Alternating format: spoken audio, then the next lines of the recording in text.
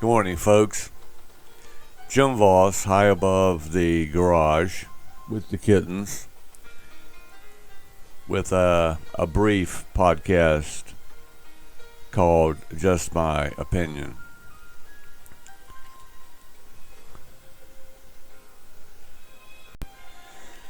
It's very, very early on a Sunday morning in Aiken, South Carolina. My Gamecocks lost yesterday, unfortunately. But I have finally decided what I want for Christmas. I would like to have the ability to tell the truth on air restored. I am so sick and tired of the left being able to censor everything that's going on right now in the almost free world. I'm tired of having every comment that I make dissected by those that would have me only to spew their opinion of what's happening in the world.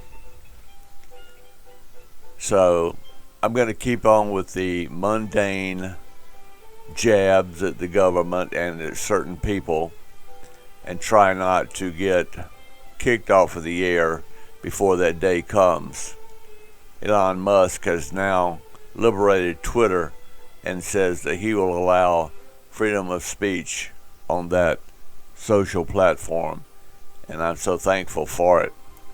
They are now getting ready to file charges against certain social media in connection with the federal government, and they are going to be charged with a violation of civil rights of the First Amendment of free speech. I hope that goes to every social platform, and those people that are in collusion with the federal government will end up going to jail.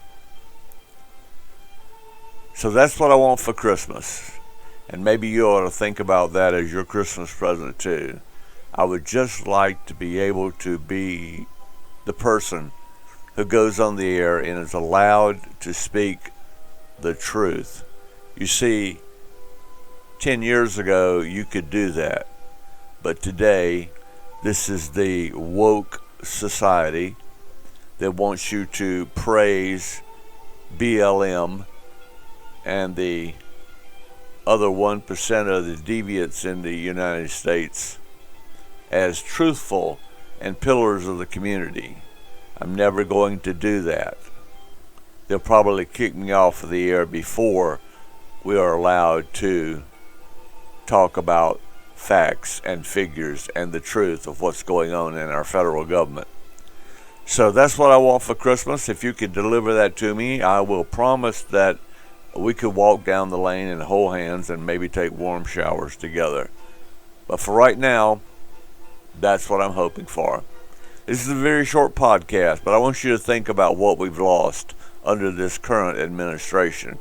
We have lost the right to speak openly and to voice our opinion, unless that opinion marries up with the left.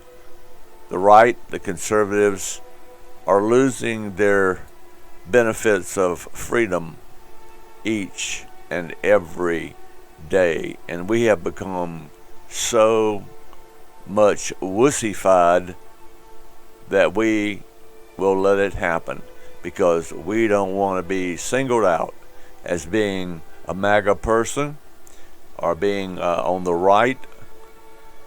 And I wonder why they call it the right, because you know what? It is the right. It's the right. It's not the wrong.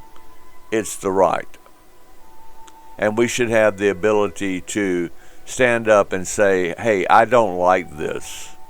I don't like the way this is going. I don't like the way the government's being run. I don't like losing the freedom that I have.